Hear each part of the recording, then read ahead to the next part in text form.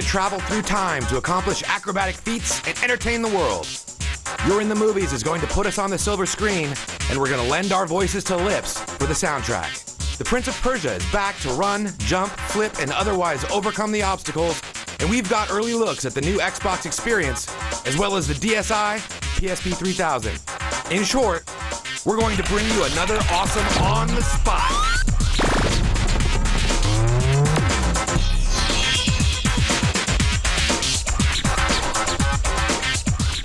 That's right, it's another awesome episode of On the Spot. What's up, everyone? Brian Eckberg here with GameSpot's live weekly show where we talk about video games, talk about little cool things like the DSi. We have a DSi in the house. We have a PSP 3000. We got Space Cat. We've got games to give away. We got a whole full show for you guys today. Kristen Riley, this might be, we're going to have like user-generated, there's going to be performances on this show, Kristen Riley. Yeah, performances, and I'm a little bit actually scared because I might have to do one. You should. Yeah, no, so we actually have a couple really cool games on the show. We've got Lips and You're in the Movies. And Lips scares me because I normally don't sing. And I have been coerced into singing, and awesome. I am really, really bad at this song. It's amazing. It's really bad. It's going to be awesome. It's going to be bad. I feel confident in your abilities. Should let you guys know that this episode of On the Spot is sponsored by Gamestop. And we have an awesome show for you. I think the first thing we want to get to is a tape segment where I think we're going to look at some of the biggest games. Of course, the holidays are coming up. We're going to look at some of the biggest games coming up in case you need to make some gaming choices for your favorite people on your loved ones. Well, you need to check out this video and check out some of the best and biggest games of the year. It's that time of year again. Time for hot chocolate and spiced cider, holiday decorations and wrapping paper, and of course, time to build up that game collection. Here at GameSpot, we're dedicated to bringing you the best in gaming, and that means helping you figure out exactly which games you should have wrapped up this year. Arguably, the biggest game launch this year was Grand Theft Auto 4. Coming out for both the PlayStation 3 and the Xbox 360, Niko Bellic is making his way into households everywhere. With multiplayer, the biggest city in the franchise, and the ability to go anywhere in Liberty City, GTA 4 is a sure win this holiday season. A second cross-platform release this year is Far Cry 2. Trading in the lush tropical setting for African savanna, you'll once again be saving the world from mercenaries up to no good. With a dynamic storyline that changes with your actions, day and night options for missions, and a completely open environment, Far Cry 2 will keep you busy for hours on your Xbox 360, PlayStation 3, or PC. Speaking of PC games, there's another PC game that's made for anyone who likes games with guns. Because fighting aliens never gets old, Crisis Warhead is bringing you back to the jungle. Also returning is your nanosuit, giving you extra speed, health, and temporary cloaking. The aliens will never know what hit them. If aliens aren't your thing, but zombies are, then Fallout 3 is for you. Set in a post-nuclear war Washington, D.C., you'll find yourself wandering around a wasteland of recognizable monuments, interacting with friends from previous Fallouts, and avoiding the radiation and ghouls that have taken up residence. Check out the new landscape of Washington, D.C. on your PC, Xbox 360, or PlayStation 3 this holiday. Another shoe-in this winter is Gears of War 2 exclusively on the Xbox 360. The Locusts are back, and this time they're sinking entire cities. Marcus Phoenix and Dom return to save the world in this sequel to 2006's smash hit Gears of War. The new multiplayer modes will have you and your friends taking challenges for hours on end while you prove your might to the world of Xbox Live. 2008 is the year of sequels. It's time for Resistance 2 exclusively on the PlayStation 3. Nathan Hale and the Chimera are back, but this time they're going to be duking it out in the streets of America. The infection has spread to this side of the ocean, and like everything in America, it's bigger and badder than before. Don't forget to fire up the PlayStation Network and get in on some of the largest competitive multiplayer matches with up to 60 players a match. Stealth and sequels aren't anything new to PlayStation owners, but this year Sony brought their popular stealth series to the PlayStation 3 with Metal Gear Solid 4. Snake is back with amazing graphics, memorable characters, and of course, his trusty gadgets. For gamers that prefer finesse over explosions, Metal Gear Solid 4 is their pick for this year. Another huge hit exclusively for the PS3 this year is Little Big Planet. Outfit your Sackboy, or Sackgirl, create a custom level, then share it with the world. Play your own level with friends, or play levels made by others. The world of Little Big Planet is all about creation and customization. If something a little more musical is your tastes, be sure to check out Rock Band 2. With quieter drums, new guitars, and a song list that imports your Rock Band 1 songs, you'll never run out of songs to play with your friends. Or for those Guitar Hero purists, you can get in on the full band action this year with Guitar Hero World Tour. Adding to the guitars, World Tour also brings you a mic as well as a brand new drum kit, complete with 2 cymbals and a track list of 86 songs. Both Rock Band 2 and Guitar Hero World Tour can be found on the Xbox 360, PlayStation 3, and the Wii. Known for titles that withstand the test of time, Nintendo rarely disappoints. Their reincarnation of everyone's favorite fighter, Super Smash Bros. Brawl on the Wii, is going to quickly become a favorite. Bringing in new characters, new stages, and new moves, you'll find yourself unable to put the controller down. Earlier this year, Nintendo debuted the Wii Fit. Part exercise, part video game, it was an instant hit with the introduction of the sleek balance board as well as unique workouts. Choose your favorite exercise from aerobics, yoga, muscle, or balance. You'll quickly forget you're working out. Nintendo's brought another hit series to the Wii this holiday with Mario Kart Wii.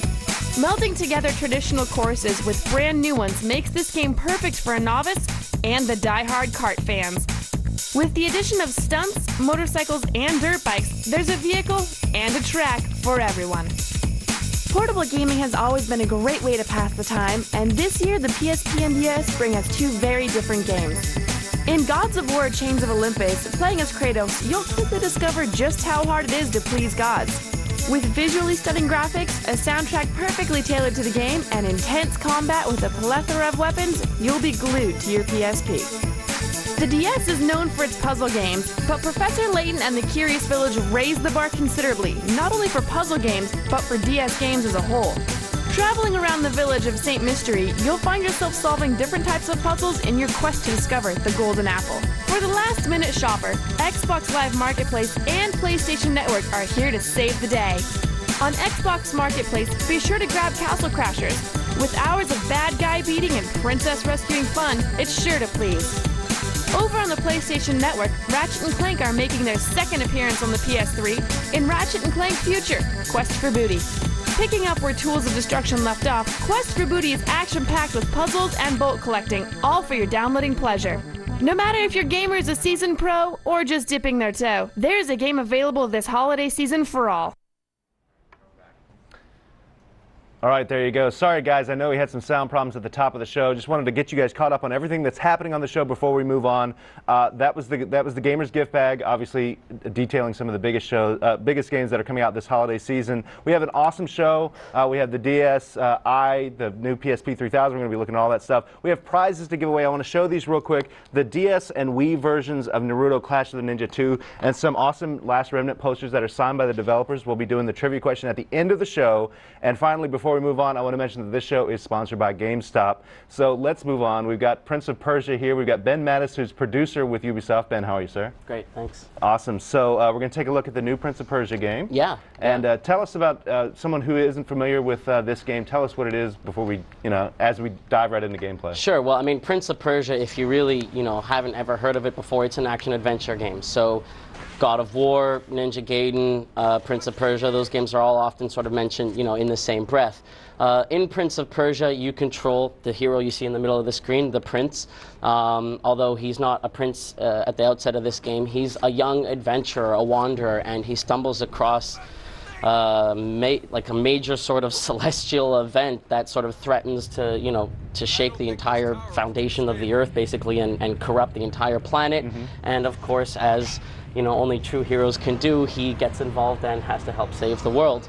For people who are familiar with Prince of Persia, this time there's a lot of new stuff. Obviously, we wanted to make sure we have that Prince of Persia feeling. So the running and the jumping and the flipping and the fighting and the balanced mix of combat and acrobatics and, obviously a strong attention to detail in the story and the character development, the fabulous environments, etc. Mm-hmm. But because it's a new start for the franchise, we also really wanted to make a big splash, really sort of reclaim the throne, if you will, mm-hmm. of the king of the action-adventure game. Because I'm in a combat right now against one of the guardians of the game, I'll start by talking about combat. Sure. We wanted our fight system to be very unique, to be unlike anything that people had seen before in an action-adventure game. And we took the decision to have it really center on the idea of a duel. So the prince and Elika, who is the female companion you can see on the screen, they do everything together in the game. They do acrobatics together, they do puzzle solving together, and when they fight together. And when you're fighting against an enemy, one of the values of having just a single enemy on the screen, a single opponent, is that the collaborative attacks between the prince and Elika allow us to do some very sort of spectacular combos. They're jumping off of each other's backs, the prince is throwing Elika's throwing the prince, and generally creating a very sort of spectacular combat experience, which was really important for us because we wanted to have some of the value of like a really cool like Hollywood fight movie. We often mention Final Fantasy Advent Children as a sort of reference, but fully interactive, like player fully in control. You mentioned a well, first of all, this is a brand new level, right? Yeah, sorry. This is not an area we've shown before. This is the first time we're showing it. It's called the City of Light. It used to actually be the hometown of Elika, the AI-controlled partner in the game. And it has been corrupted by this sort of dark, evil influence that's spread throughout the game. An evil god called Ahriman has basically been released from his prison, and his corruption has driven all the life and light and beauty out of the world. And it is the challenge of the prince and Elika to collaboratively heal the world, basically, and restore light and beauty to the world by driving the corruption and Ahriman back into the tree. So this area is the City of Light, and the enemy that I'm fighting here is the warrior, and this is his home turf now. He's basically made this his home, and if I want to continue on in this level, if I want to continue on through this world and drive the corruption out of here, first I have to defeat him in this combat. And as you can see, how I've been doing that is by pushing him through these columns to bring them down on him, damaging him to the point that I can continue on through the game. And when we were talking about the game before the show began, I asked you where this fell in the narrative structure of the game, but you said it could be anywhere Almost in the beginning. Anywhere, but it sounds like you have a sort of non-linear structure to this game. Very much so. I'll show just a second. I'll open up a map and I'll show you how it works. But one of the big differences this time for Prince of Persia is the non-linear structure, the network structure. We really wanted to take the benefits of like a single-player linear sort of on-rails action-adventure game, lots of set-piece moments, you never lost, you always know where you have to go, etc. And combine that with a lot of the benefits of sandbox games where the player's in control, they're sort of the author of their experience, they get to decide a little bit more how the game unfolds. The hybrid solution that we came up with is this network structure. So you can see here a sort of bird's-eye view network overview of the map, and the player gets to decide the order that they explore the world, the order that they defeat the enemies, that they heal the world, and the choices that they make when they're navigating the world will have very real implications in terms of how the gameplay unfolds and how the story unfolds. Well, Ben, you feel like taking some questions from the audience? Yeah, that'd be great. Kristen, what do you got? I know you got a ton of questions coming in. I do, and definitely one question that I'm seeing multiple times from everyone out there is they want to know about co-op. Is there any co-op? And specifically, if there is, can you play as the girl? Yeah. Prince of Persia is a single-player experience. It's a single-player game for a variety of reasons. First and foremost, it's all about the sort of collaborative experience between the prince and Elika. Literally, we wanted to have the feeling of it being choreographed. They never have to stop and wait for each other. Elika's always exactly where she needs to be, when she needs to be there, to make sure that you have that really cool Prince of Persia flow moving through the world. We had thought about trying to make it a co-op game very, very briefly, but we quickly realized there are no two players on the face of the planet. I mean, even Siamese twins wouldn't necessarily have the kind of mind meld you would need to ensure that perfect synchronized, type of gameplay. You'd have people arguing over where the camera's going to be and arguing over the directions that they want to go, etc. So it's not a co-op game. It's a single-player game. The prince is in control. The player is controlling the prince, the hero of the game, and Elika is 100% controlled by the AI.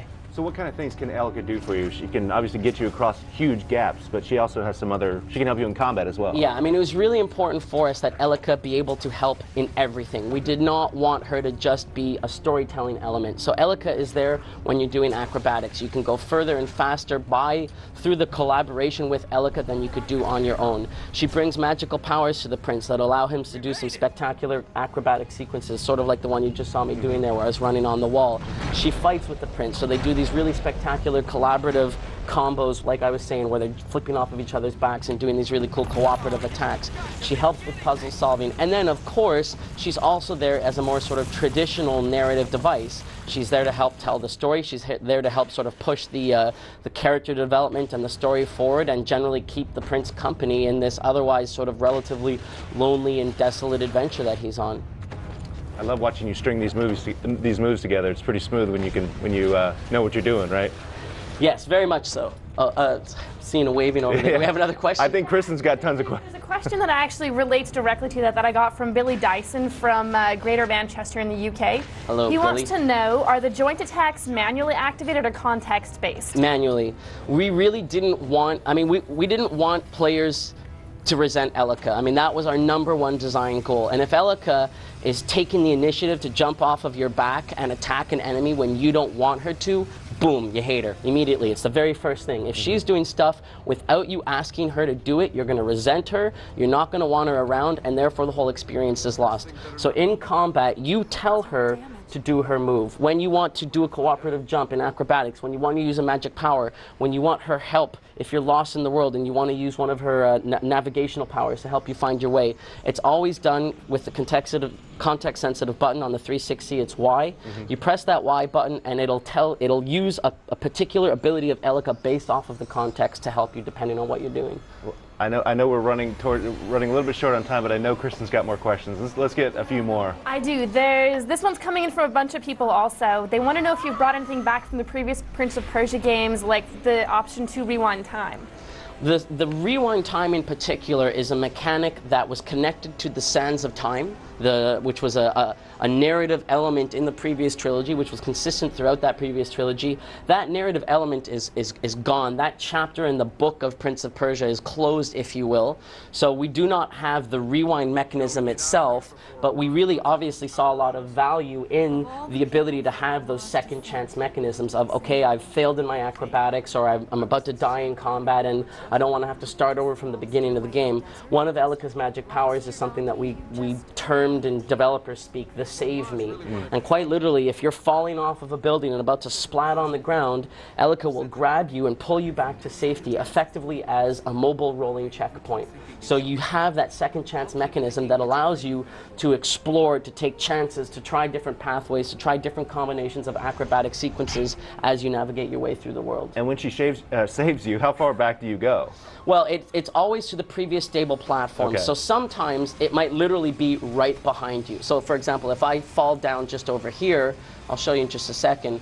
Here I am on a stable ground, but you can see right below me here, there's a pit. So if I were to let myself die here and fall off of this pit, just before I die, Elika is able to grab me and pull me back to its previous stable platform. So there, it's like she's brought me right back to where I died. But if I'm in the middle of a long acrobatic chain, so for example, here you can see there's a beam here, and then there's a slide, and then there's a wall run, and then there's a cooperative jump, and then some more pulls, etc. If I were to die here, she would only be able to bring me back to the previous stable platform, so I would be back to where she saved me earlier. Right. And in a healed area or an environment where the acrobatic challenge is lower, that's not necessarily such a big deal. But once the creatures and the traps of the game start getting released and the acrobatic challenge of the level starts to increase, certainly that punishment feels more significant because you have a difficult acrobatic challenge that you have to repeat.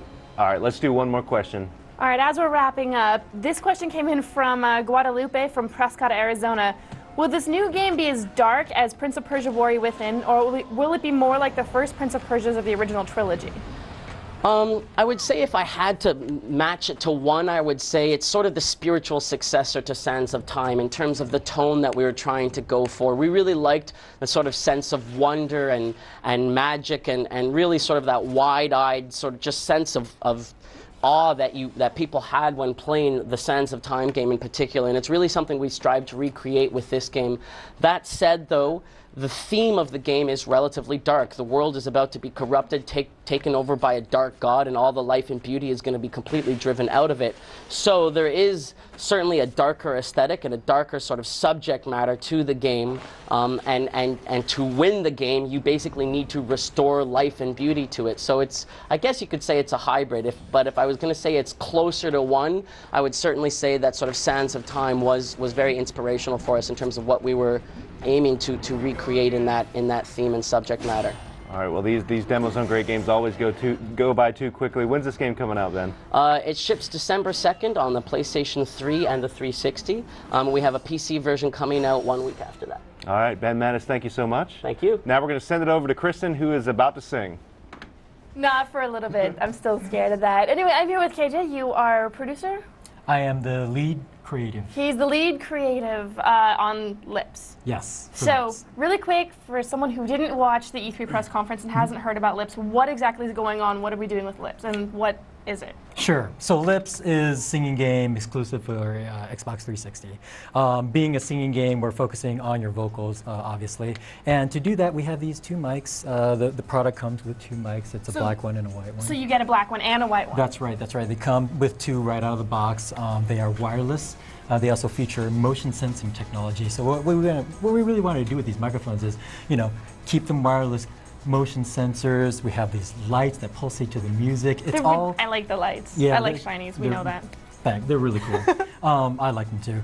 It's really all about trying to take the experience out of the screen and into your living room where you can share it with your family and your friends. So they're looking at you. You're singing. They see the lights. You're doing all these gesture movements, and they're like, oh, that looks kind of fun. Hey, it looks really good, even if you totally suck. She didn't suck that bad.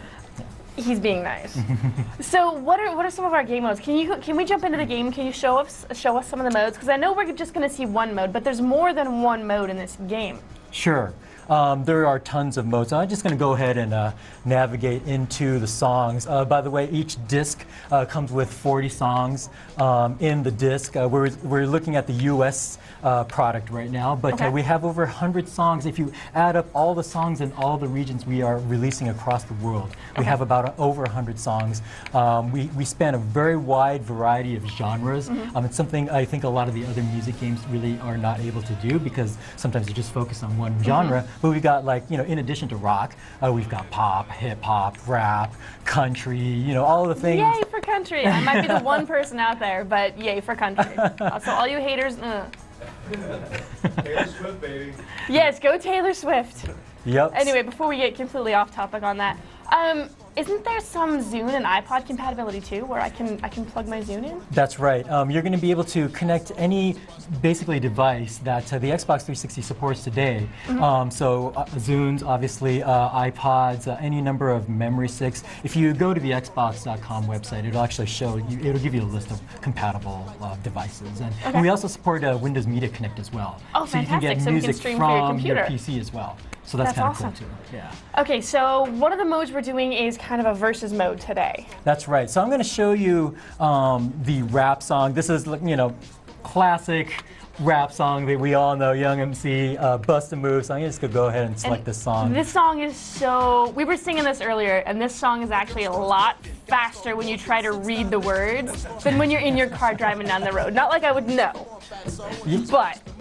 So you guys also have the original music video in here? That's right. That's right. We have all the audio is master soundtracks, as well as the videos are all original where they are available. Obviously, for really old songs, we don't have the video, so we have other videos that can take care of that. Okay. But today, so I would usually select the original video, but today I'm going to show you these party games that we have. So these party games are kind of like a game within a game. All right. So you're going to be able to kind of do your singing thing and play this other game that's happening in the background. So these are background changes that we can make in addition to the original video. Okay, let's jump in and start. Give you the white mic, and I'm going to go and give my colleague the black mic here, and we're just going to go ahead and start up this party. Okay, so we just shake it a little bit to kind of jump in. That's right. And then I'm the guy on the red, and we completely messed that up. That's right. And then you're the guy on the blue. Yep. So, yeah, hey, Brian, do you want to throw some questions at us so we can just completely get destroyed? Sure. Yeah, and if you shake your... I'm not going to talk over you, Kristen, though. We want you to solo. I'm tambourining right now. There you go. I'm losing. Trying to do what those ladies tell us. Get shot down. Overzealous, play hard to get females, get jealous. Okay, smarty. Go to a party, girls are snatching the flag, showing body. A chick walks by, you wish you could sex her, but you're standing on the wall like you was Poindexter. Next day is You can see that we're kind of in a small boxing bout, basically. I am horrible. Walking, guys are gawking, guys. Oh man. I'm horrible. I can do that part. I am awesome with the. Oh, I blanked on it. I've got a question. I've got a question. Stephen Lamb from Ontario wants to know if this game compensates for different accents. Compensate for different accents. Yes, it actually kind of, it doesn't do any type of compensation, but we do have phoneme detection. So you can like hum the song and you won't get penalized for that. But if you do sing the actual lyrics, you'll get bonus points and it'll actually just be a higher score is what you'll have. I'm horrible. So you get going. So you can hear less about 5 minutes going. You get to start the show in the spot I find woman sitting in your row. She's dressed in yellow. She says hello. Come sit next to me, you fine fellow. You run over there without a second to lose. And what comes next? Hey, bust the move. How will the game get lyrics from your MP3 player or iPod, or how does that work?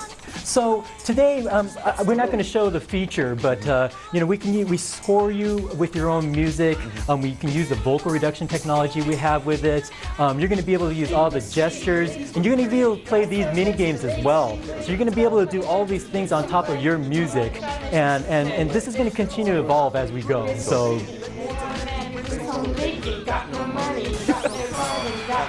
Oh, and I'm getting loans. That was yours. So that was mine? Yep. You got the point. There, be there, man. So on the beach. This is awesome. A girl runs up with something to lose, so don't just stand there, bust a move. Young MC's like 40. What? Seriously, he's like 40 years old now. Can you believe that? Just bust a move. You would know that, wouldn't you? Yeah, and he still insists on calling himself Young MC. That's awesome. That's his stage name. So what? Who's the old MC now? So just a couple things to note again here is that, you know, in addition to the 2 wireless microphones, I'm kind of interacting with this right now with this controller. So these controllers, we call them noisemakers, and you can have up to, you know, 4 controllers on an Xbox. You're connecting them also, the 4 controllers and the 2 mics. You've got like 6 players all interacting with one song all at the same time. So nobody's left doing nothing. So that means more cowbell. That's right. More cowbell, more tambourine, more of all of that. So. We're getting a request via email. People want to hear Kristen sing "Take on Me" by Aha. No, ain't not finished. Can't do that. 5 days Don't want to from do now, that. he's gonna marry. No. Somebody will be the best man. You say yes, that you'll The bride walks down just to start the wedding, and there's one more girl you won't be getting. So you start thinking, then you start thinking. I brought many Melissa thinks you're with me. She thinks she kind of cute, so she winks back, and now you're feeling really fun because the girl is stacked. Yeah. She's jumping, bass is pumping. Look at the girl, and her heart starts thumping. Said she wanna dance to a different group. You want to see it, bust a move. We got all these gestures that you know you can see this guy doing right now. Yeah, I'm not doing them by the way.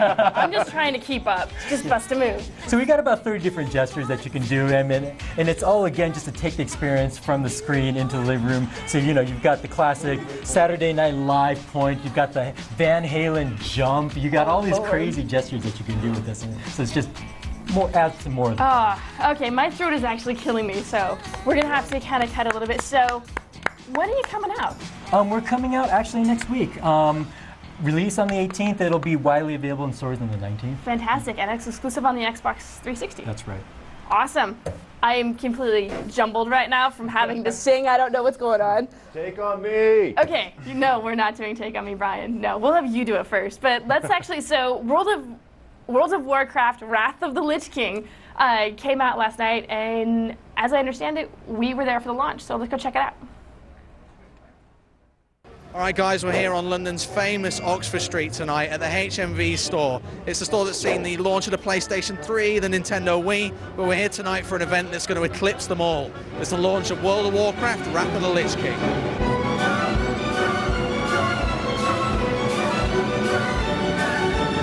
I want to look at your sword, and usually if I say that in Oxford Street, you should probably ignore me. You guys are pretty much last in the queue. A lot of people would say that is epic fail. All right, guys, so we're inside HMV Oxford Street now. It's pretty mental in here. It's about to get a whole lot mentaler. 3, 2, 1.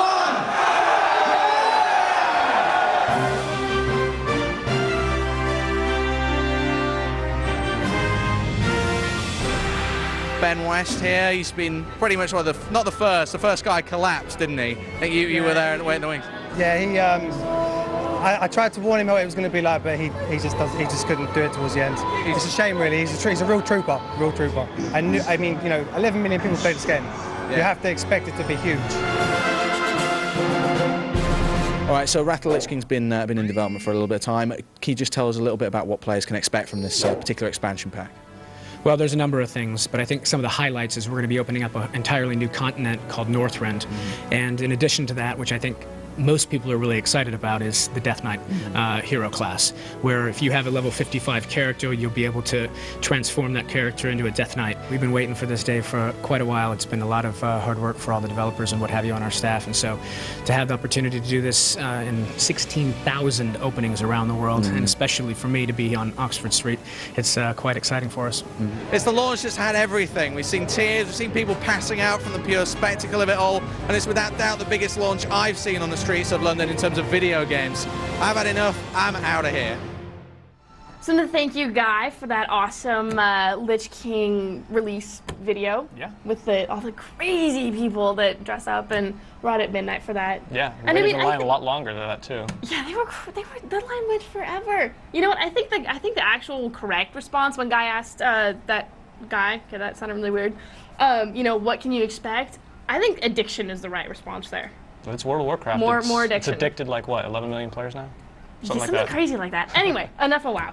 Okay, like, we have Chrono Trigger on the DS. We do. We definitely have Chrono Trigger on the DS. And for those of you who don't know what it is, Chrono Trigger is one of the best games ever made. You should be ashamed of yourself. It was a role-playing game that came out for the Super Nintendo originally back in like 13 years ago, 95. I think it's 95. And it's been re-released since then on the PlayStation 1, and it's being re-released again on the Nintendo DS with a lot of the improvements that were made to the PlayStation version, including the anime cutscenes and some new additional features, including some new dungeons. And we're going to take a look at some of those new areas right now. See, so this is a great way for someone who didn't get in on Chrono Trigger originally, because it's prohibitively expensive to buy a new old console or used old console and a cartridge anymore. The cartridge is the most expensive part. Yeah, like, you're going to be it's spending more expensive than a DS game. $150 on a new Chrono Trigger.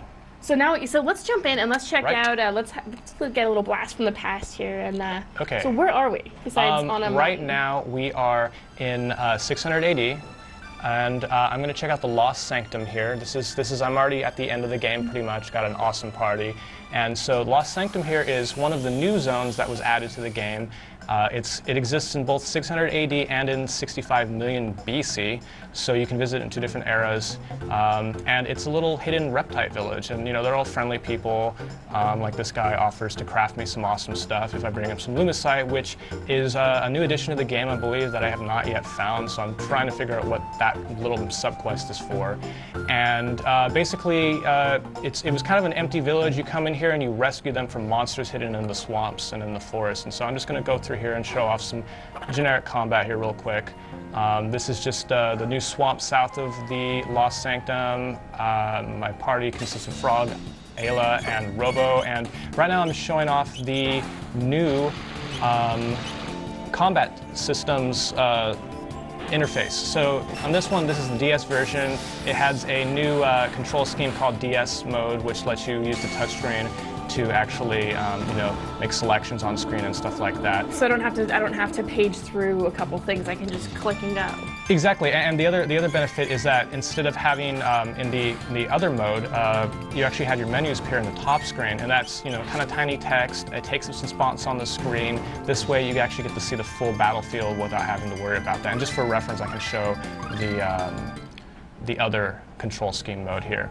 As you can see in the bottom menu, you've got these touchscreen buttons here, and you also have a map, so you can kind of see where you're at in any of the areas and where you need to go. Kind of keeps you oriented a little bit. Now, do you get indicators on your map ever? Like you should go here? No, it's nothing like that. If you haven't been to an area yet, though, it does fill in. So That way you get a sense like I need to go over there or something like that. Okay. So as you can see, this is the classic mode, which purists are going to want to play. I actually prefer this mode to the DS mode, just because I'm more used to it. And it actually clutters up kind of the top screen, but it's just a little bit more connected, I think, to the gameplay. Well, and if you're kind of a purist, then you might be a little bit more inclined for this one. Exactly. So I'm just going to go through this real quick and then exit out and then show off the arena mode, which is one of the other new additions to the game. Okay. While we're getting there, let's actually get a couple questions from Brian. Sure. Yeah, Charles Kim from Norwood, New Jersey wants to know, are there new items, weapons, magic spells, that kind of thing in this game? I have yet to find any new skills or skill combinations. There's not really any new items either. It's straight up a port from the SNES version that includes the cutscenes from the PlayStation version, so there's nothing, new item-wise or spell-wise. So it's just the cutscenes if you didn't happen to play the PlayStation version, along with a couple areas. Exactly. It's the same exact cutscenes that were in that. So it's the anime style.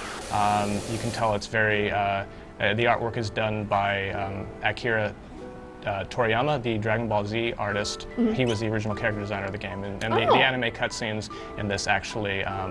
It's very easy to tell that it's his stuff. It's kind of cool to see that kind of progression. Yeah, definitely. All right.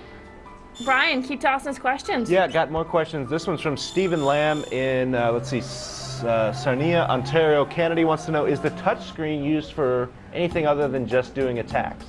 The touchscreen can be used for movement as well, but mostly it's for menu selections, for attacks. If you have the DS mode on, if you have DS mode off, actually, and you're using classic mode, you can't use a touchscreen to select any attacks.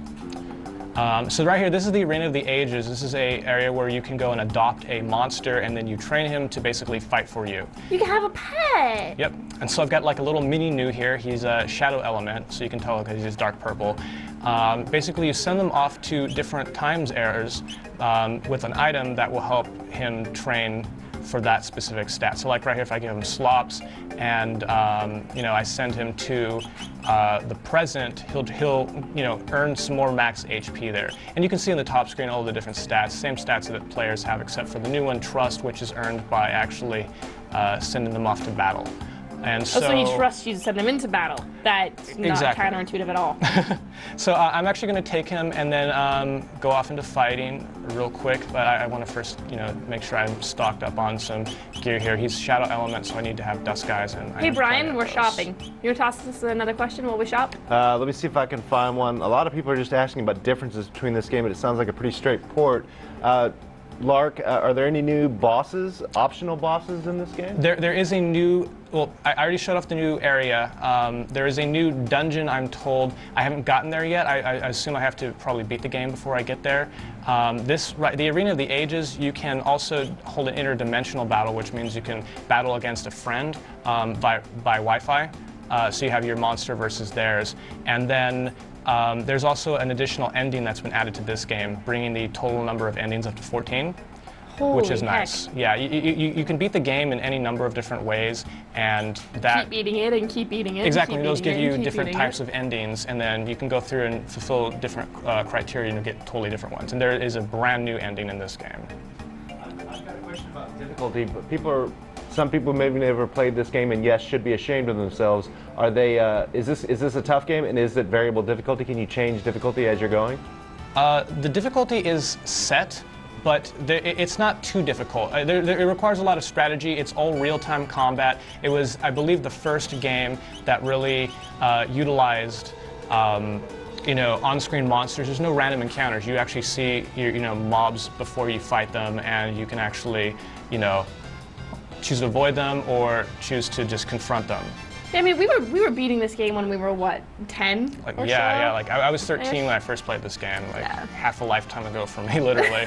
And it's actually, if you are a Chrono Trigger fan, then you'd be amazed at how much you actually remember from this game. I have not had any problems remembering how to go do side quests, certainly that stuff. And there's a ton of them to do. Like this game this game is just amazing in what you can do with it. All right, let's go ahead and just try to grab one more question really quick before we have to move on. I love this question because it's a total RPG nerd question. It's from Charles Kim again. He wants to know, is the character digit limit increased for the PS1 from the original version of the game? He wants to know if you can use more digits, or more character spaces when naming your character, or are you stuck with the original length? That's actually kind of funny. I don't believe that it has been increased. In fact, no, I know it has not been increased. So like the game is called Chrono Trigger, but your main character, because of the limits in the character's name, is called Chrono without an H. So he's C-R-O-N-O, and that carries over to this game. I'm pretty 100% sure. Okay, I'm really glad you were here to field that question because I would have had no I played this game for clue. like this is what I spent my Your 13-year-old hooddom. Yeah, my pre-high school, like early high school years doing, sadly. Okay, Mark, so it's coming out just for the DS. When is it coming out? It's coming out November 25th. Fantastic, thank Yep. you. All right, Brian actually has another little fun game that we're gonna go play with. He unfortunately isn't gonna sing, but I think you're gonna do some acting or something. What's up with that, Brian? Well, it's not going to be me. Like, yeah, we have had some singing on this show already, and right now we've got Don Francis having some sort of an attack. I think Don is having a over seizure. there for You're in the Movies. Don Francis is here with Sophia Tong, and they're going to be taking a look at You're in the Movies. Guys, what's going on over there? We're currently being trapped in celluloid. Okay. And doing mini games on a green screen of sorts. All right. So this is, you're seeing me through the power of the Xbox Live camera. There we go. Sophia's going to take over here for me. Go, Sophia. Come on, Sophia.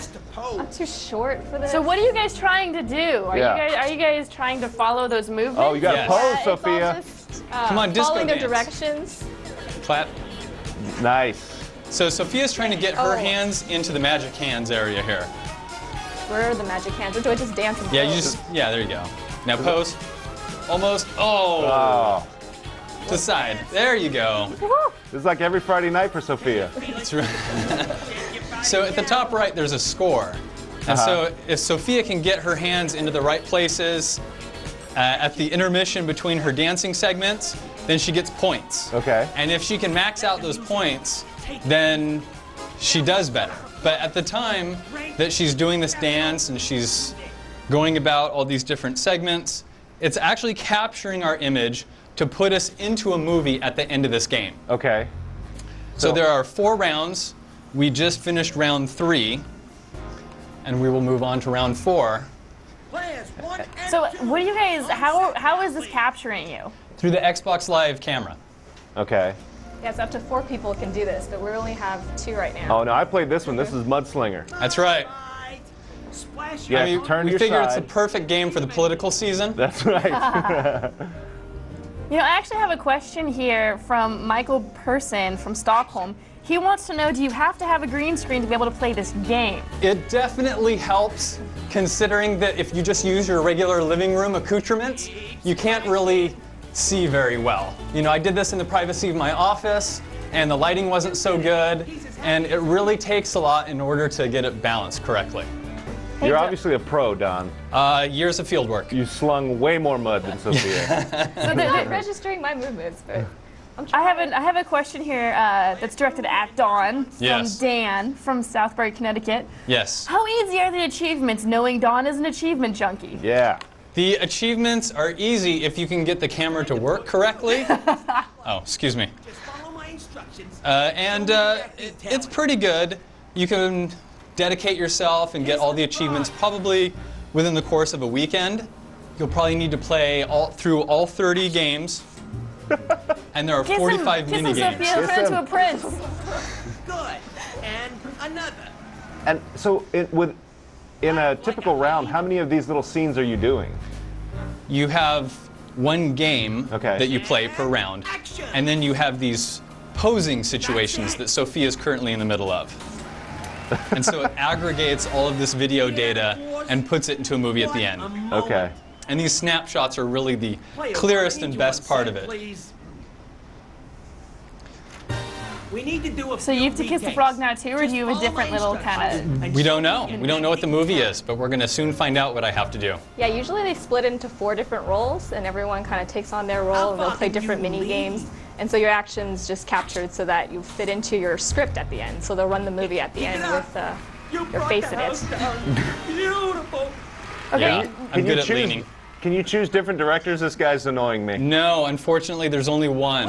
Okay. Okay, everyone's kind of asking about the green screen, and people saying, can I use a white screen since I just painted my wall? The For white. Yes. Here we Sorry, go. the white actually washes everything out. So, but if you're at home and you don't have to go buy special green paint like we did at work, special wall covering. Just get your bed sheet and put it up there, and hopefully it's pretty much the same color all over. Mine's pink. And don't have too Are we much about to lighting see this either. movie? If you have too much light, it also kind of washes you out. So. Yeah. This is it. Oh, This looks like the movie. The final product. Uh-oh, here we go. I'm waiting with eager anticipation. Oh, good, it's Well, rated hey, E. at least it's E. Private Eye. It was a quiet day for crime. Then bad news walked in. So as we're seeing here, if you don't have 4 Everyone people, wants they to fill it play in the with the field. stock actors. Right. Oh, there's Sophia. Nice. And no one wants to get caught. Love can make us do terrible things. Diabolical dancing. Go, Sophia. Sensational scandal. Most people want one of two things. Dawn's Love a peeping or Tom. money. Peeping Dawn. Peeping Dawn. Some want both. Before you act on your suspicions, get yourself some proof. Get yourself a private eye. All right. Oh, that was good. No, we don't. Yes. Yay, well thank done. you. We're Replay that good. Hey, Sophia, why are you kissing that dude on the shoulder? You know, the frog just wasn't short enough. All right. Well, Don and Sophia, thank you so much for the demo of You're in the Movies. Don, when's this game coming out? This game comes out next Tuesday, and we're hoping to have a review up as early as Monday. All right. Well, yeah, you guys can make your own movies. And can you share movies, Don, with friends? Yes, you can. You can, once you download it, it's about 30 megs. You have to email it to your friends. Okay. So you can't just post it online or anything like that. We should put that up on YouTube. We need to have No. people make some movies and send them to us. Yeah, definitely. If you want to make a You're in the Movies, please send it to us. We want to laugh at you. All right, now we're going to take a look at Takeshi is back with another episode of Import Friendly. This one's dealing with rhythm games, so check it out right now.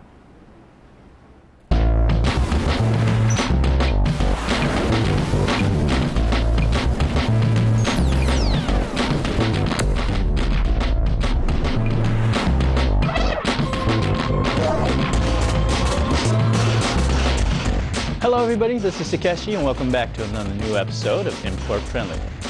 Now we've been out for a few months, but now we're back with a chock full of import games to satisfy your urge. We've also got some exciting news from the Tokyo Game Show, especially for you rhythm game fans out there. Now let's get right into the groove with some rhythm games. So I was a huge fan of the original Rhythm Tengoku, which is a game that never actually came out over here in the US. It was this really simple collection of mini-games from the same folks who gave us the WarioWare series, but the difference here is that they were all rhythm-based, and the game was super addictive, super fun, the music was great, and despite the fact that it never had a localization here in America, it was really easy to understand what was going on. So when I heard that there was going to be a sequel for the DS, Rhythm Tengoku Gold was coming out, I was pretty excited, and that was one of the first things I wanted to pick up from Tokyo Game Show this year.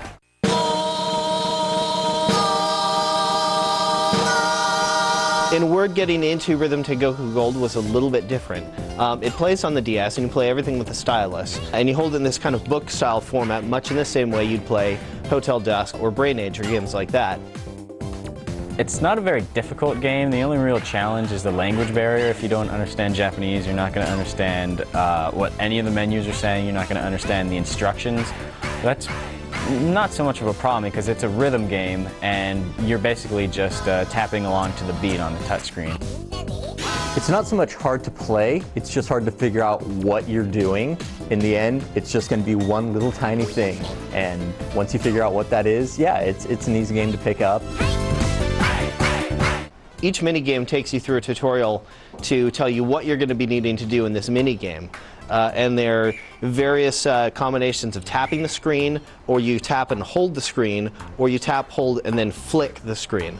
And because the words for tap or hold or scratch would all be in Japanese and I don't understand them, it takes a little bit of getting through the tutorial to figure out what the game exactly wants me to do. Fortunately, the tutorials don't let you get through them until you know full well what you need to be doing. Every little scenario, every mini game has like a crazy sense of humor, and even if you're doing poorly, you're still having a good time because it's just so crazy, insane, off the wall, and you're just laughing along with it, even as you're failing miserably. So it's got its challenges, but they're very, very enjoyable challenges.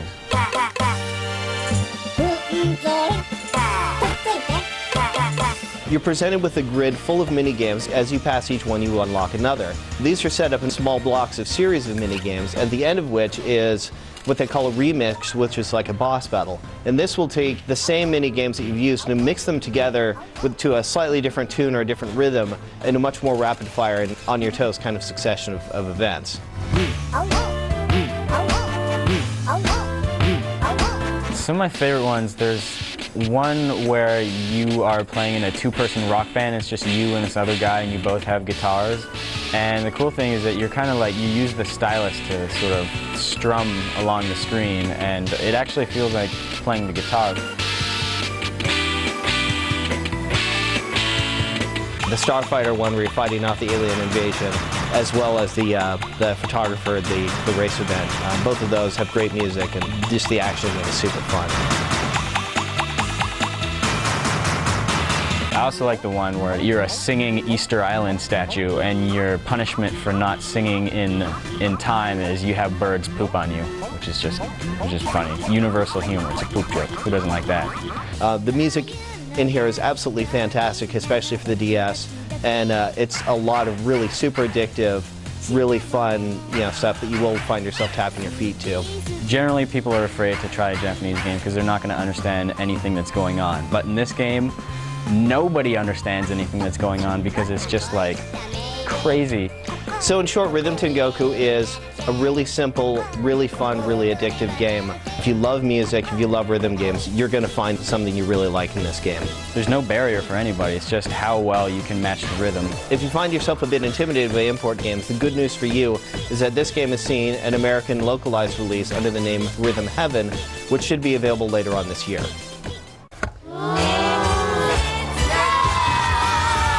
So this year at Tokyo Game Show, we got to check out Taiko no Tatsujin for the Wii, which is coming out in Japan pretty soon, but alas, not announced for North America yet.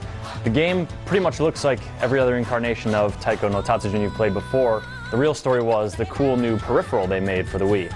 The drum pad's about this big, and the drum pad part is white, while the support is light brown. Looks a lot like the Donkey Kong pads for the GameCube. When we played it, it was on a table, and it came with a prop that sort of set it up at a 45-degree angle. It looked like you could maybe snap that prop off and play with it on your lap. The drumsticks are about a foot long, and you hammer away on it just like you would on the real arcade game, although it's mini.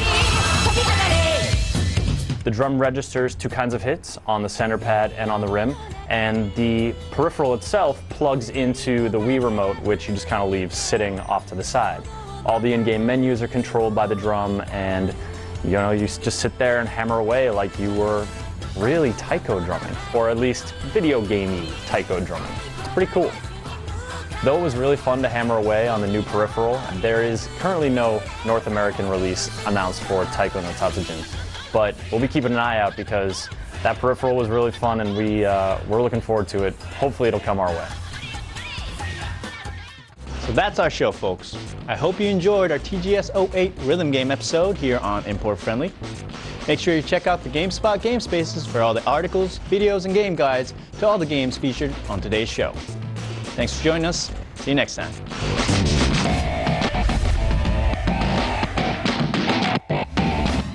There you go. That's the latest edition of Import Friendly, and Takeshi, who's joining me here on the couch here, let me know that there's an extended version of that on the site, right? You cover a different an additional game, right? Right. We talk about an extra segment on Taiko no Tatsujin DS, the newest one for the DS, and that'll be along with the stream and download on the site. All right, so yeah, look for that in the latest episode of Import Friendly. Right now, we've got James, you, and Takeshi here to talk about some hardware. Guys, we got new handhelds. Yes, we have 2 new handhelds over here. That's right, we've got the PSP 3000, which, James, this is out currently. Yeah, this is out now. Okay, and we've got the new DS, man. The new DSi, which is out in Japan. I think it's sold out though right now. Really? Already? That didn't take long.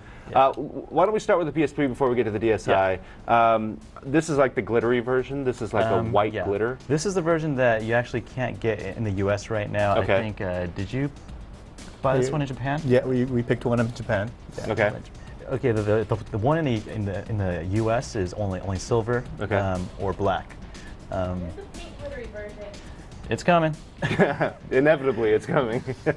All right. So what's special about this? We've got a couple of additions to this. Right. I would say the main things is a new upgraded screen.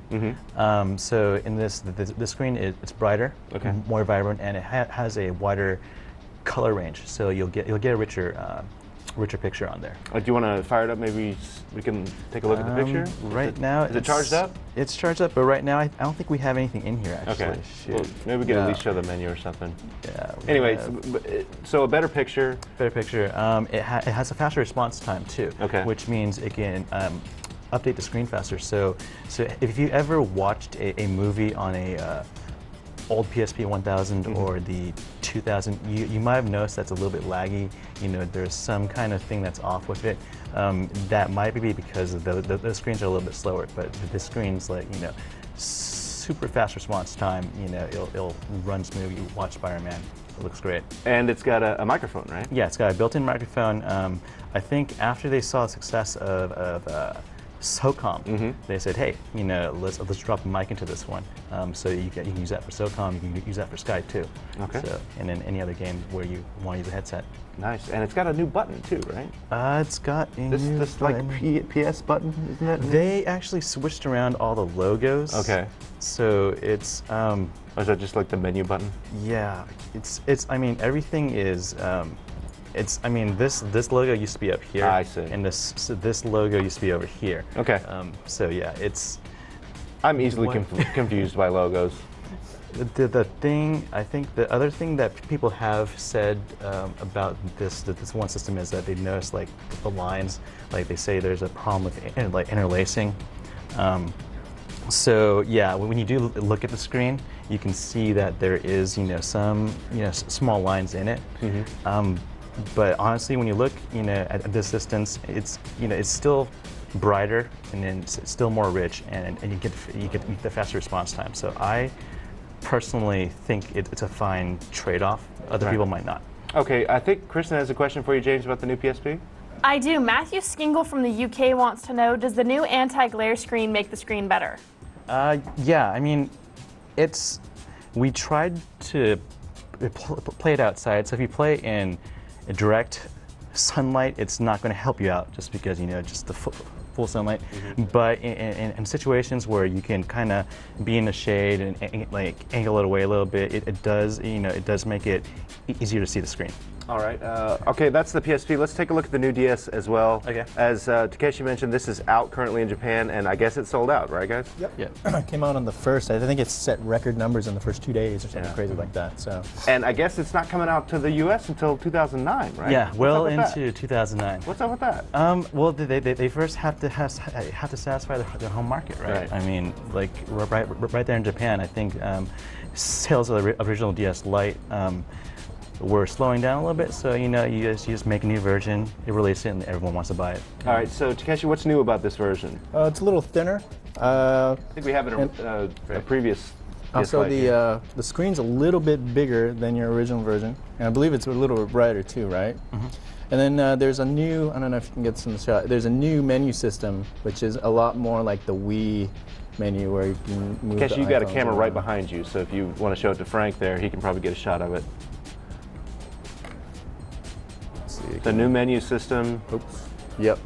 That allows you to access PictoChat and all that good stuff. Right. And it has a couple of new features using the new camera, as well as some image manipulation type things, which I can go into right now. So you can take pictures on it. You can alter it different kinds of ways. And so, James, what are you using to store pictures on? You can. It does have a larger internal memory. Okay. But you can also move the pictures over to a SD memory card. Okay. Just like if you look on the right side of the system, there is a new slot that they can store the card in it. Yeah, it's the SD card slot right there. And you can also wirelessly transfer the photos over to your Wii also. Okay. Although we did not try that out yet because I can't read Japanese. And, Yeah. you know. We'll have to try that out. That sounds like a pretty cool function. Christian, do we have questions about the DSi? We do, and most of them are relating to the camera. One that I just got asks about the megapixels for the camera. What are the megapixel specs on the DSi? And yeah. 0.3, so it's a 640 by 480, and just a straight VGA, and that's for both cameras, with the one on the outside and the one on the inside. And do you know how many pictures you can store on the internal memory? I did not try to reach the maximum, but that's a pretty small size, so I bet you could fit a bunch in there. Get a ton on there. Yeah. Cool. Because I know I have at least 20 or so in there, and I'm not worried at all about space right now. Cool. Any other functionality in the new DS that we need to know about? Let's see. I think the one thing that most people have noticed here in the office when they first see it is they notice the new matte black on it, and it's a very not as shiny. Yeah, it's not shiny, and you actually feel like a graininess to it. Yeah, definitely feels grippy. Yeah. So that's one thing that people do notice. Shoulder buttons are raised off a little bit, so they're easier to press, along the top edge. And what about the GBA cartridge slot? Oh yeah, there is no GBA slot. So if you have it's Guitar Hero, you're not going to be able to install that grip there. But the web browser also used to need to use a cart here. Now you can download it from the shop, and so now you can have it installed here. Right on. Takeshi, how much is this selling for in Japan? Do you know offhand? I believe it's 100 or 18,000 yen. Okay. So it's about $180. And they will have downloadable content for this as well, just like WiiWare. Nice. So. And have they announced a price in the U.S. for this yet? No, they have not announced release date. No price yet either. Well, it's coming at some point. Yeah. All right, James, Takeshi, thank you for that. James, you're going to stick around because we're going to take a look at the new Xbox experience, right? Yeah. So why don't we fire that up? Thanks, Takeshi, for being here. We appreciate it. James is going to sit right here, and we're going to take a look at the new Xbox experience, which I think is coming next week. Is that right, James? Yes, November 19th. Okay, well, let's fire it up and see what's new with the blades. The blades are still there, but they're not the prime way to navigate the system. I mean, okay, let's start it off. If you guys hate change, I mean, if you want your blades, you just hit your guide button. Right. And then it's going to pop up right there. I mean, everything that you need is right there. But we're not afraid of the new over here. Definitely not. Yeah. So we're just going to jump right in. As you can see, this is it's got sort of a Rolodex feel to it. And the nice thing about that over the blades is that now if they need to add in a new channel, they can just drop it right into the rotation, and then it'll show up. Like I know Primetime, they announced it at IE3, it was supposed to be the game show channel. They had to pull it out of this launch, but when it is installed next spring or so, then it'll just appear as another channel here. One of the things that kind of bugs me about the Blade system is how prominent ads are. Do you have any sense for how prominent ads will be in the new experience? I've seen quite a few ads in here. I don't know if they've removed them just yet, because I remember when I first fired this up about a month ago, there's a huge Subway ad right in my face. But I guess we can't get away from it totally. Yeah, you can see over here that that they just, I think we lost our internet connection, but Oh, yeah, you're disconnected. We're disconnected. That's okay. We can still talk about functionality. Yeah. I think one of the nice things about being disconnected is you don't see the ads anymore. Oh, there you go. That's the way to do it. Just cut yourself off. Well, one of the cool things that maybe we can't show now that we're not connected to the internet, but the Netflix support is pretty cool. Yeah, Netflix. It would be in the video section right here, and then but it's really nice. I was trying that last month. You have to attach it to your official Netflix account, so you have to subscribe to Netflix too. Right. I just you get a code from the website that you enter in into the website, and it links everything up. And basically anything that's in your instant watch queue on Netflix, anything that you can stream, it can be streamed straight to your 360. But it's important to note that you can only do your queue on your PC. You can't do it on your Right. I mean, there's no way right now until they get a web browser, but you know. Yeah. Which may, you know, who knows? Yeah. Should we look at avatars real quick? Yeah. Let's see. The lack of shoes for the girl avatars. Not like I'm bitter at all about that. They can always add shoes. They need to. There's like a page and a half of shoes for the girls. Yeah. I didn't even. They do. They look need at so many shoes. pages, Yeah. and they need like name brands, and they need all sorts of different styles. Because right now it's like, hey, there's a sneaker, and there's like a little sandal. Come on. Okay. What girl do you know has like 10 shoes? Like none of us. That's right. All right. She's right. Let's start over then. Oh, that guy's dead. Yeah. You killed him. Yeah. All right. So who are these jackballs? This is a randomly generated random avatar. Okay. So if you don't like any of them here, you just hit X and you have a whole new lineup, and they'll just run out. Okay. And then it'll just keep randomizing as long as you want till you find one you want. Yeah. So let's pick a person to do. Let's guy with the green shirt. Handsome. All right. So up here, you know, you have your usual set of hairstyles, eyes, eyebrows, face, ears, chin, mouth. So what do you want to do here? Let's do the mouth real quick, and then I want to talk about installing games. Okay. All right. Let's just have him smile. That's good. Great. All right. And lots of clothing choices. Not enough shoes apparently, but lots of clothes. Yeah. Yeah. There's a lot of guys' shoes. Yeah. See, there's plenty of guy shoes, but no girl shoes. And you can still, one of the things, the first question I had to you when I was asking you about this is you can still use your old gamer picture, Yes, right? you can. Yes, Because you I can. earned It's my still there. million kudos in PGR4. Yeah. If you want to use your old pics, that's just fine. All right. One other big feature about this, and we should point out that this is still a work in progress, and it's not going to be released until next week. Blah blah blah. But we want to point out that you can also install your games on your hard drive. Yes, you can. Yes. So you can. piracy for everybody, right? No. I'm sorry. Okay. I'm sorry, right. You actually need to have your disc in there, so it's going to do a check. Okay. To see if you own the game. So why would you want to install your game then? The main reason is just to reduce noise from the drive itself, because you know if you're ever playing a game and then that disc spinning up, it's pretty loud. There is a small benefit to slightly faster load times, Okay. but the main benefit by far is just you have a nice quiet gaming experience. And how long does it take to install a game? From my experience, it took between 6 to 9 minutes. It depends on the size of the game. So there's one game that I tried out that was only 3.5 gigs, and that took about 6 minutes. And then there's one that was like 6 gigs, and it took 9. We got the internet back, so let's Okay. load up Netflix, see if we can get something working, and then we'll take a question from Kristen as we're doing it. All right, we got Actually, Netflix I have over a here. question, but I have one other thing. Sheridan Sigstead, stop spamming me.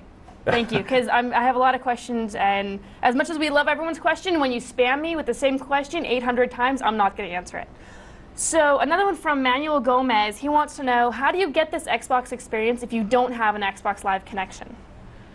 That is a good question. I honestly think you don't. might have to Because get an you have Xbox to, Live you have to do a connection. console update. Yeah. I mean, you have to do a browser. You have to do a dashboard update, which is I think in the done over past, the internet. you might have been able to burn it onto a disk and do it. So yeah, otherwise I would say you need broadband, because how else are you going to enjoy Netflix like this? James, are you telling me that Bad Boys is in your Netflix queue? Dude, if it's not in your queue, I don't know what's wrong with you. What you gonna do? Yeah, that's Can right. we load this up right now? Mike Lowry. All right, let's see. Oh yeah, I'm already. You've watched 1% of it. That's the only part that's good. Yeah, the song, right? So you basically it's streaming, right? Right, You have it to- streams. little So you gotta wait for a buffer little period. buffer right here. You got. But also, isn't Netflix just for the statesides people? Oh yeah, that's true. Because Netflix isn't, because I just had someone, Arnold Barca from Norway just tuned in, and he wanted to know, is Netflix only stateside? And I know when I travel outside of the States, I can't access my Netflix. Yeah, as far as I know, I'm sorry you guys in UK and AU. It's Netflix got to get on the ball, but hey, the quality of this is pretty nice. Yeah, I mean, this is not in HD because it's a older movie. But if we exit out, we can actually go and load up Heroes over here. This is in HD. Okay. Hey, James. Yes. Well, you're going through other stuff. Matthew Cornemer from Ontario, Canada wants to know, do you have to be a gold Xbox Live member to get this? I believe so. Yes. It's only $50, so just do it. $50 a year. Yeah, and you can play with friends too online. Oh no, it's season 3 of Heroes. Why this one? Spoilers! Spoilers! It's only the first episode, first minute or so. Okay. But yeah, but this shows it's nice and high res. Yeah, that looks great. It looks great. All right, James. Anything else we need to know about the new Xbox experience coming next week, right? Yeah, it comes next week, November 19th. It should just be a download. Do you know how big a download by any chance?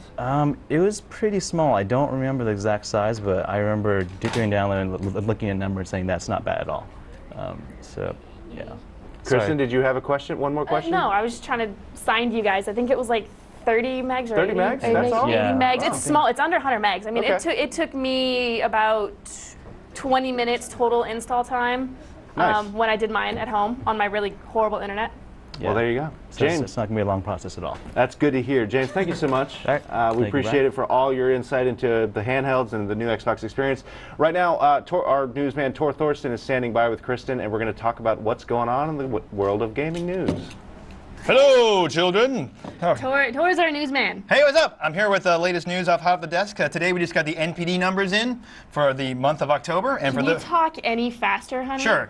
Anyway, so NPD, for those of you who don't know out there, is the U.S.'s. It's the U.S.'s basically. It's their industry research firm, which keeps track of all the sales in the U.S. right now, and for like all the retail sales anyway. So game sales, Xbox Game sales, everything. And PS3 so sales. each month they give out their numbers, which is kind of like, for all the console warriors out there, this is how you determine who wins a month. So get out your pens and notebooks, and here's who won. So for October, the Wii sold 803,000 units in the US. That was the number 1. Number 2 was the Nintendo DS with 491,000 units. The Xbox 360 was number 3, thanks to the price cut, with 371,000 units. And the PlayStation Portable, as the kids like to call it, was 193,000 units, and that's up. That's really good. The PlayStation 3 is only 190,000 units, and the PlayStation 2 is 136,000 units. So I can't believe there were like that's the ranking. 400,000 people that don't have a DS yet. Maybe I'm just really jaded because everyone here has everything. You're jaded. Okay. Anyway, so but in software terms, the big success story was Fable 2, and this is a really amazing sales number: 790,000 units, especially for an Xbox exclusive. So it's really, really, wow. And it drove a lot. Actually, it probably drove a lot of Xbox 360 sales. So that's really good. A big hit for Peter Molyneux as well. Number 2 was the Wii Fit Balance Board with 487,000 units, and number 3, and this is one thing to note, is that these rankings are just by what they call SKU. So it's a product. And it's so like the 360 one is one rank, and then the PS3 version another rank. So it's retail stuff. It's kind of complex. So anyway, Fallout 3, the Xbox 360 version, was 375,000 units. The Mario Kart was still a bestseller, even though it's been out for months, with 290,000 units. And We Play with a remote, which they call a game, but we all know it's just hardware. That was 282,000 units. Saints Row 2 was 270,000 units on the 360, and also sold in the PS3, so it sold more than that. SOCOM Navy SEALs sold 231,000 units, and Little Big Planet, because of the delay, got kind of hurt with only 215,000 units.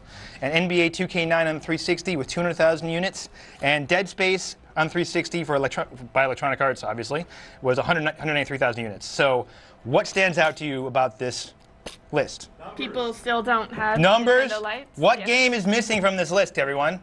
Guitar Hero. Guitar Hero came out on October 28th, but it's not on this list at all. World Tour, that's sold right. no copies. So no. Well, the thing behind that is that since it's by product thing, so there's actually 12 Guitar Hero products. There's Guitar Hero the game, Guitar Hero with the guitar, Guitar Hero with the band. So it's split out 3 ways. So we won't know the actual real Guitar Hero sales numbers till Activision deigns us worthy of them. Well, and it's multiple platforms too. So you got your 3 SKUs on 3 platforms. So yeah, it's like 12 12 SKUs. So it's kind of crazy. So that's something else to keep in track. But the big sad story of the month was Wii Music. Nowhere to be seen. We got an unconfirmed report. It only sold 81,000 units for the month. So, sorry, Shiggy. It's fun. Come on. She has like. All right, shake the maracas, rah rah. Yeah. More cowbell. Anyway, so other sales stuff. Fallout 3 has shipped 470 million units since its launch worldwide. That's not just in the U.S. So the kids, they like the super mutants.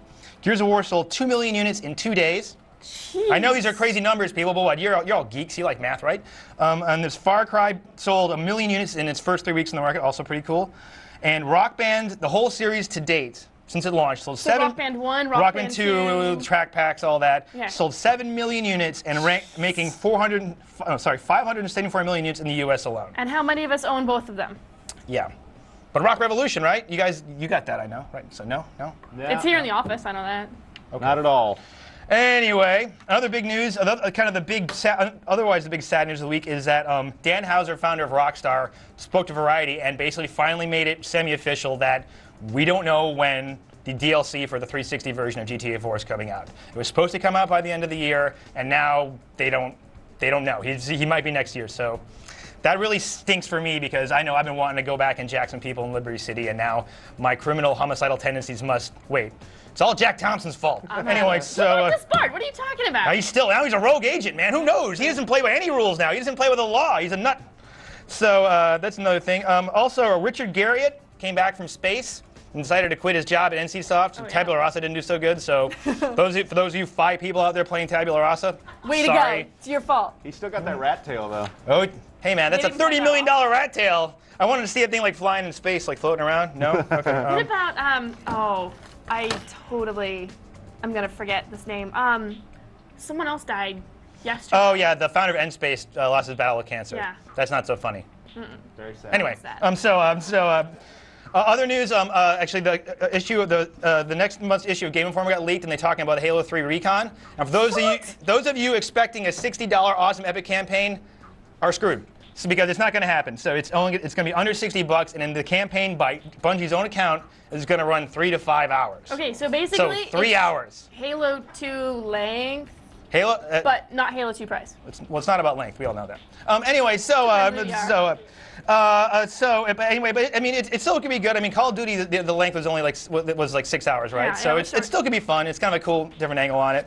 And it's more Halo. And I mean, okay, so maybe it's just me, but everyone loves Halo. And in other news, Chinatown Wars, the first GTA's debut on the DS, got pushed back. So now you will not see that game until February 2009 at the earliest. It was supposed to come by February. Now it's coming between February and April. So if you want to do some spring cleaning or some spring killing on your portable, there you go. Hey, Tor. Yeah. I've got a question for you from a reader. Hello, people read me? What? Yeah, from a viewer. They want to know where they can get a GameSpot clipboard. GameSpot clipboard? Well, that's the same place. It's from the GameSpot supply cabinet over there, next to the GameSpot pocket protectors and the GameSpot inter-office envelopes.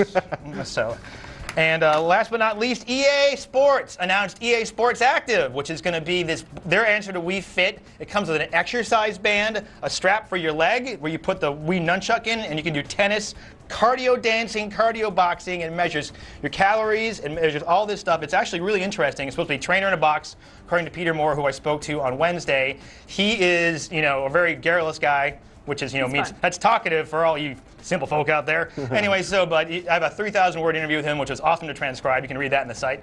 And other than that, there really wasn't anything else happening this week, other than the biggest, massively multiplayer role-playing game on the planet launching its latest expansion. Never heard of it. Yeah, you never heard of it? It's called World of Warcraft, and Wrath of the Lich King went on sale last night at midnight, and I got to stay until 3 in the morning writing it up, and I was actually there. So here I am throwing to myself, Tor Thorson in the past. Past Tor, take it away. Thanks, Tor of Tomorrow. I'm Tor Thorson here with Alex Avrasiabi. You got it. Awesome Persian surname. And you are what, your main designer of this? I'm the lead world designer for Warcraft. Mm-hmm. Wow, awesome. And you must have been, this must be a really exciting culmination of, how many years, when did this first start? It's been over a year now that we've been working on Northrend, that we've been working on Lich King, and it's amazing. Being here in this environment, you can kind of feel the electricity in the air down here, and the fans are really happy, and I'm super happy as well. And Gamestop, it's awesome. So what exactly? So you guys are all prepared now? You got the servers fired up and ready to go? Oh yeah. Yeah, we're ready to go, man. And I think, as a matter of fact, we're live in the U.S. now. Yeah, we're live. Because it started at midnight on the East Coast. So right. You people on the East Coast are already playing this. Yeah, I'm jealous. Yeah. I guess my biggest question in terms of this is, what kind of did you want to, obviously besides the realm, what did you want to add most with this expansion? What was the biggest thing you're looking forward to? Adding Northrend. Just Northrend? Bringing that to the story, like coming home. That's what it feels like to us. It's a homecoming. Outland was awesome, and it was a different environment and a different experience. But Northrend is, it's part of the world. It's just bringing that back home. So that was just a huge angle for us. The story angle of that was just amazing. Right now, what we're looking forward to is getting this game shipped and launched. So we're really excited about that.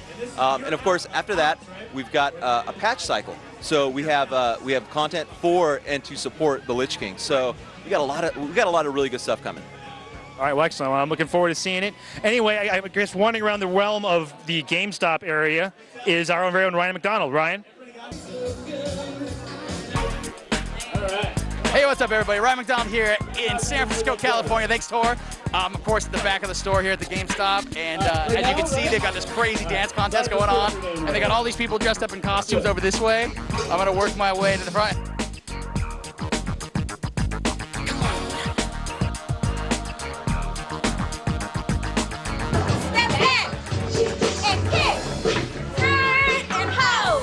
Waiting 4 hours now. 4 hours? 4 hours. So let's see, it's like what, like 10 o'clock, so I've been here since 6?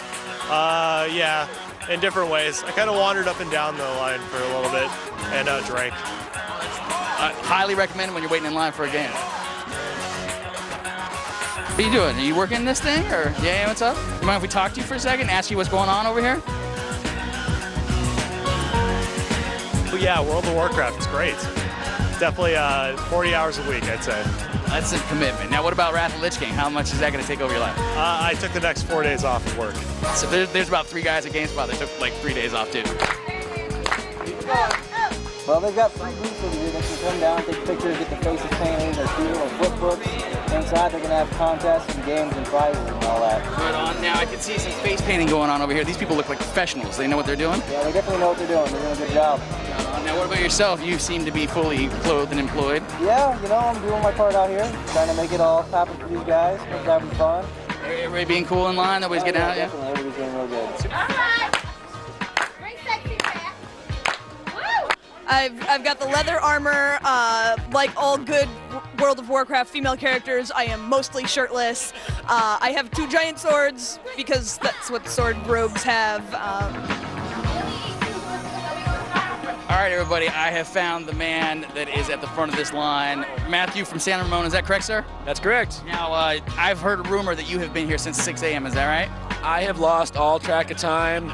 I came here when it was dark, and it got dark again, and they won't let me go home until midnight, so I don't know. It's been like 24 hours or 12 hours, or I don't know anymore. I made a bunch of friends here. We've been hanging out. We've been having fun. We've been playing card games and drinking out of our little, what are they, Lunar Festival mugs and stuff. I mean, it's great fun. What do you think of the event? That's great fun. It's just, this is a lot more fun than just going by to pick up a copy. So are you going to race on low and start playing? Yeah. All right, you guys, that's pretty much it from here at GameStop, where they're having the Wrath of Lich King launch event. Amy, we're sitting here on the Frozen Throne. How awesome is this? This is amazing. We've had tons of fun tonight with all these great games. You got the full decked out outfit. You gonna go home and play the game tonight? Yes, I definitely am. That's first on my list as soon as I get home. Well, that's it from here at GameStop. We're gonna throw it back to the show. You want to throw it back to the show? Have a good night, everyone. Yeah, so Wrath of the Lich King is out. People are playing it right now. I'm not a WoW addict. After watching that, I'm really glad I'm not a WoW addict. Well, I am, but I think I'm going to hold off. Okay, you weren't there last No, night. Yeah. Dressed in with pointy ears. Yeah, and no, having thing and. I wasn't, but there's too many good games right now, and Yeah, I just want to. I'll get to Lich King at Too some point. much. Yeah, that's not going anywhere. Yeah, no, it's not going anywhere. Hey guys, this has been a really long show. So Yeah, let's get speaking to of going anywhere. Yeah, let's get out bye. of here. We're gonna first we're gonna go to the calendar and show you guys what's coming up in the next coming weeks. Then we're gonna get to the trivia because we do have prizes to give away. Let's get to the trivia, the calendar right now. Tomorrow's fun. Animal Crack. Animal Crack, Animal Crossing City Folk Marathon starting at 2 o'clock in the afternoon. So you don't That wanna is miss my that. addiction right there. Yeah, that's your World of Warcraft. There That you is go. my World of Warcraft. All right, so you'll be there, and we'll have a good time with Animal Crossing City Folk. Of course, Monday is From the Bleachers, our sports podcast. Game night next week, Gears of War 2. Rah, rah. Yes, Bunch please. of chainsawing. Yep. Kristen, finish us off here. Okay, next Tuesday we also have the Hot Spot out at 8, and then next Thursday, as always, we will be back here. And we should mention right now, although we do have a show next week, the week after is Thanksgiving. Yeah, So no show that week. we're gonna be stuffing ourselves with various Whatever gets in my way, I'm yeah, gonna eat it. pretty much anything that gets put in front of us, we're just gonna kind of vacuum up. Shall we give away some prizes? Let's do it. Let me show this last Remnant Remnant poster. We've got several of these, but I want to show one of them because they're really cool. I know we were supposed to have some Last Remnant footage on the show, but it didn't work out because of technical difficulties. Hopefully we're gonna have some more. But we have like 4 or 5 of these awesome Last Remnant. Aren't they signed? They're signed by in kanji. Yeah, in kanji by the awesome the guys who made the game. So we've got that. We've got 2 copies of Naruto. A One Wii for the and a Wii. DS. So let's get to the questions. We're going to do the question for the posters first. So let's get to that question. The question is, which of the following is not a city announced in The Last Remnant? A is Baltarasa, B is Murfina, C Parnassus, and D Elysian. Kristen, how do they answer this question? How did you pronounce D is what I want to know. Elysian, as in the Elysian Fields. Anyway, okay, so you're gonna log in, you're gonna be a registered GameSpot user, log in, and then to the right of the little player where you're watching us, there is a tab that says prizes. You're gonna click on, is it prizes or trivia? It's one of the two. Click on that one, and then you're going to go ahead and pick the drop. This is question number 1 from the drop-down menu. Pick A, B, C, or D, and submit. Please only submit once, because we have this really cool program that if you submit multiple times under the same username, we're only going to get 1. That's right. So don't bother doing it multiple times. Yeah, once is enough. All right, so that's for the Last Remnant poster. It's question 1. That's question 1. Question 2, this is for, I believe, the Wii version This of is Naruto? for the Wii version. Why don't you take us through this one? What is the name of the actor who plays the protagonist father in Fallout 3? A. Robert Downey Jr., B. Samuel L. Jackson, C. Liam Neeson, or D. John Wayne? Okay, I'm all so about John that's Wayne. question 2 in the trivia module. Question 2 in the trivia module. Pick A, B, C, or D, and we will get your answer. And finally, for the DS version of Naruto Path of the Ninja 2. Yep. What is a ninja best at? A. Wailing on his axe. B. Flipping out and killing people. C. Being totally awesome. And D. All of the above. That's hard. That's question 3. If you think you know the answer, fill out the answer to question 3 in the trivia module, and maybe send it in. Maybe you'll win the DS version of Naruto. We do have winners from last week. Do we have that? Do we have the 3 list? Valkyria Chronicles winners and 1 Gears of War 2 Zune winners. Ooh, they got that Zune? They did. Here we go. Here we go. Sweet. So these are our usernames: Asian Pride, APC, and Allen Groups, and then A-Dog. And A-Dog9 got that Gears of War. It killed me to send that off. But good for him. He's probably enjoying it right good for now. him. I hope he is at least. All right, we had a great show. We're gone. Yeah, we're gone. It's Thursday on the spot. We'll see you guys next week on the spot.